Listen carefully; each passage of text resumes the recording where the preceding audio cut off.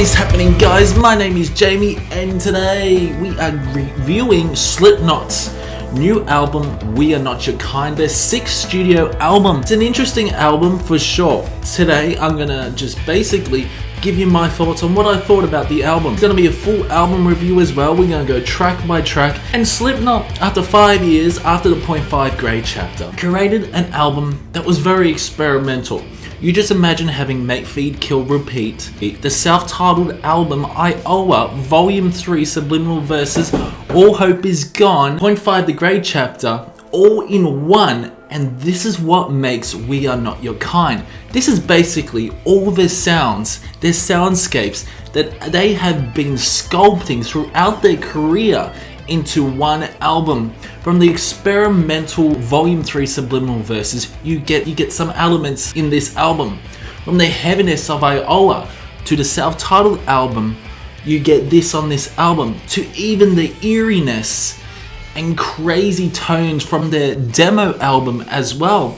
You get all this, even the bleed-ons. Absolutely interesting album for sure. It depends. There's gonna be mixed emotions for this album, and I can just see it now, because this album is very experimental. It feels very different to a Slipknot album, but it also feels like Slipknot. But here I am, is to tell you my thoughts on what I thought about this album. I purchased the album, by the way. I knew there were leaks and everything, but I refused to check out those leaks, because I've waited 5 years and I can wait another fucking 3 days. So first comes first, I listened to the album and I'm a bit underwhelmed. I wanted more out of Slipknot.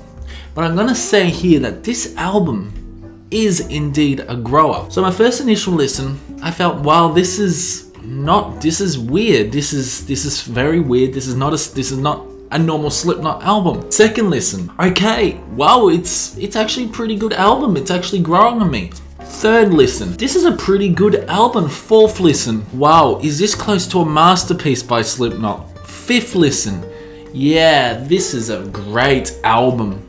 This album is a grower. So I've listened to this album 5 times today. Repetitive listens, this album gets a hell of a lot better. So first, Insert Coin. So Insert Coin is a sort of an introduction to Unsated, with an ambient tone throughout this little 1 minute segment and strange synths incorporated by Craig. It sounds like a passing train is passing you throughout this soundscape, maybe signaling you're about to go on a journey with Slipknot. But it's fantastic and it's quite atmospheric. You can actually hear some elements of Solway Firth. As Corey says, I'm counting all the killers. You can hear some elements of that, and it represents a perfect bleed onto Unsainted. Leads onto Unsainted. Unsainted is another atmospheric and percussion-soaked song. Clown is really heard in this, and with the bombastic guitars, but it's quite a very melodic chorus. Corey Taylor incorporates those aggressive vocals in the verses and is basically preparing you for what is about to come throughout the album. Corey's vocals in this album are just fantastic. With Corey's aggressive vocals in Unsainted, the transition to that killer chorus, again, the melody is fantastic, gets stuck in your head, and this was the first single off Slipknot's new album. What's also fantastic is that Jane Weinberg incorporates awesome drum fills throughout Unsainted, and a nice use of the drum patterns along with the cymbal accents. Jim Root and Mick Thompson really star in this song as well. I feel that V-Man's bass is lost within the mix. It's good chord progression throughout Unsainted. There is an awesome breakdown along with Corey's soaring screams. A nice conclusion leading on to the killer chorus. Again, probably the most melodic Slipknot songs ever, I'm gonna say. Really reminds me of the heaviness of Iowa, along with the melodic stuff on Volume 3 Subliminal Verses. So already, it's got some elements from Iowa and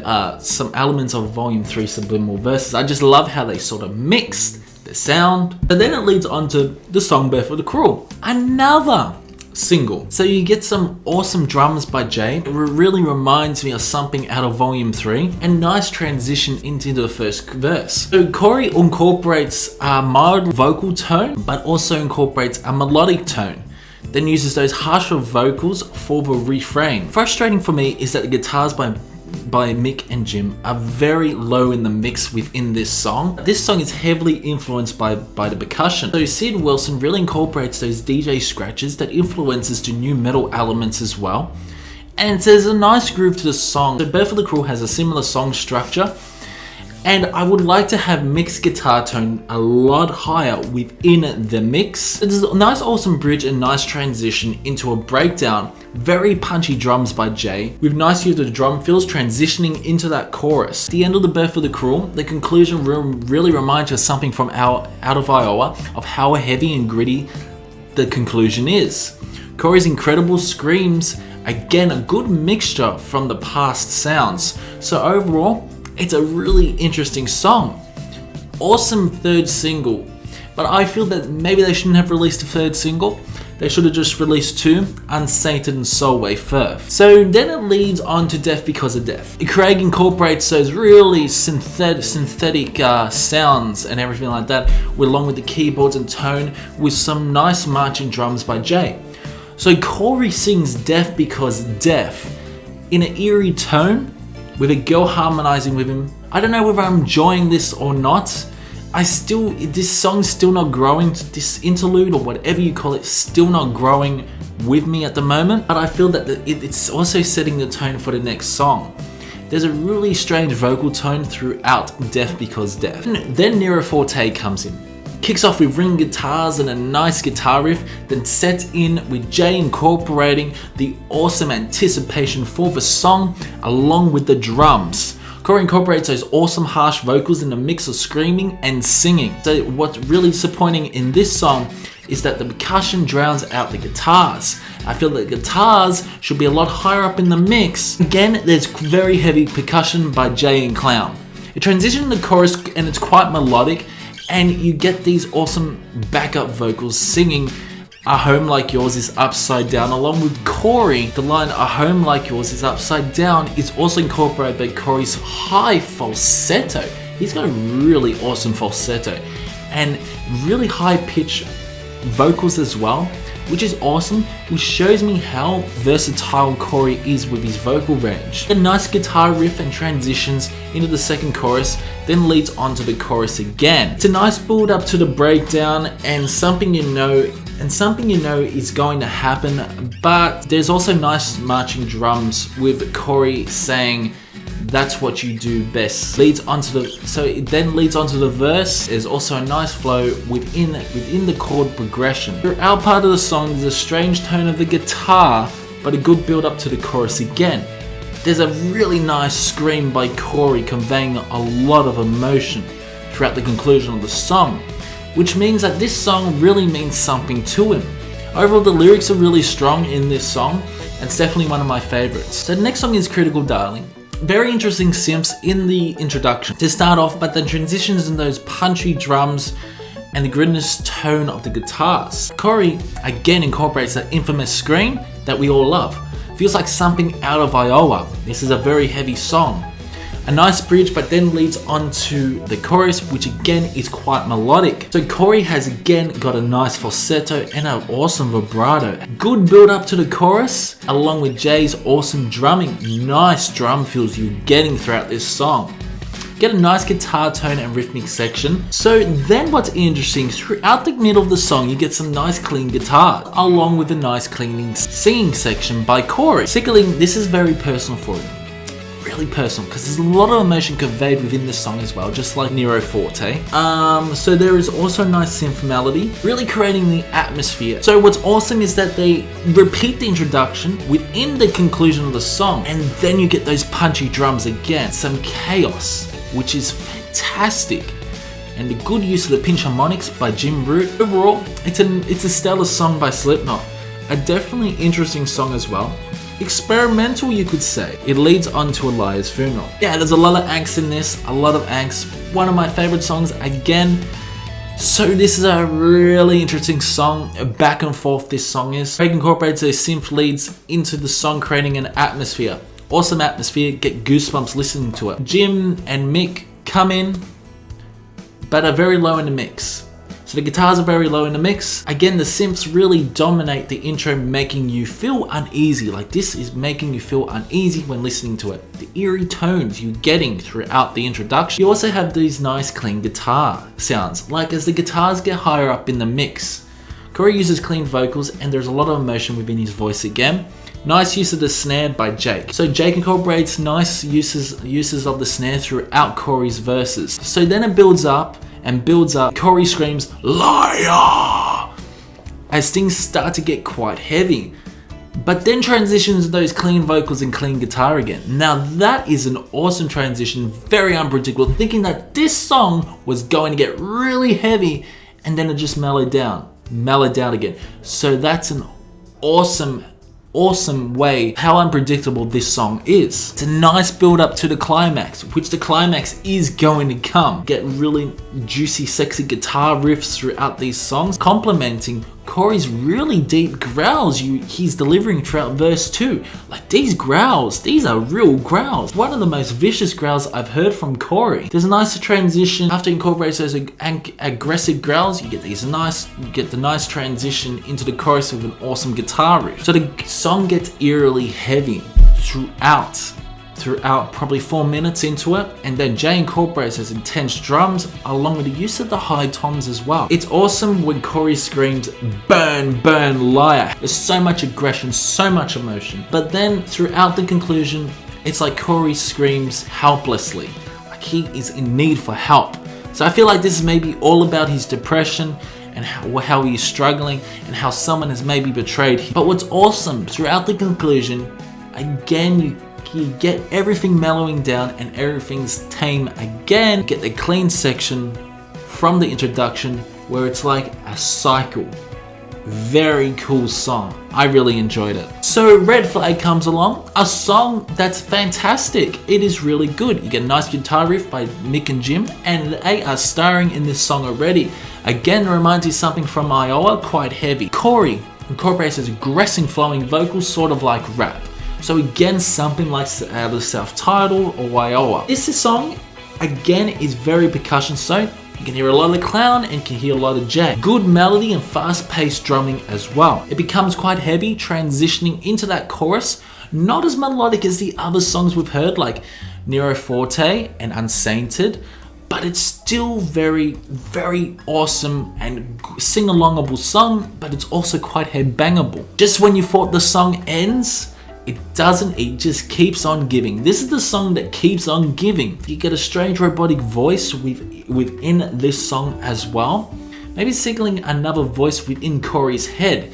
So maybe questioning your decisions in life. This song is an absolute banger. I thoroughly enjoyed it. Yeah, Red Flag is definitely one of my favorite songs off the album. So then transition to what's next. You listen, this didn't need to be in the album, to be honest. It didn't. I can't stand it, to be honest.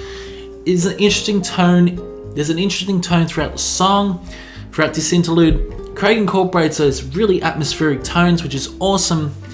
It's an unnecessary filler, to be honest. There's a nice guitar lead created.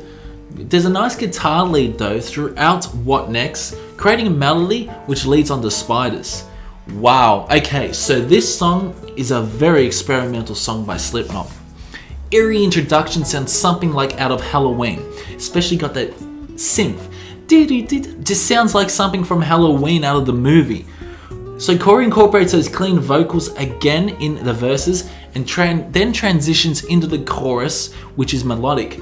What is fantastic here is that you can really hear the prominent bass by V-Man, something that he has not been heard of throughout this album so far. Yeah, V-Man's bass is fantastic in this.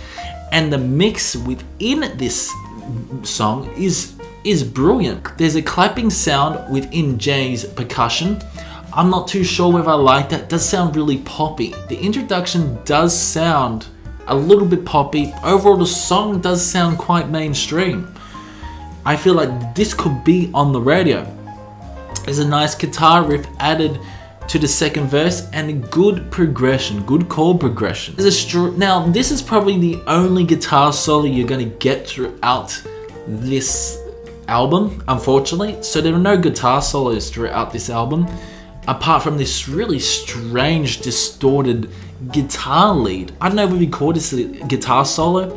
Don't know whether you call this, but Jim Root incorporates this strange guitar lead in the middle, something like a solo. You could say it's a solo, but it's really drony and doomy, and it's really interesting.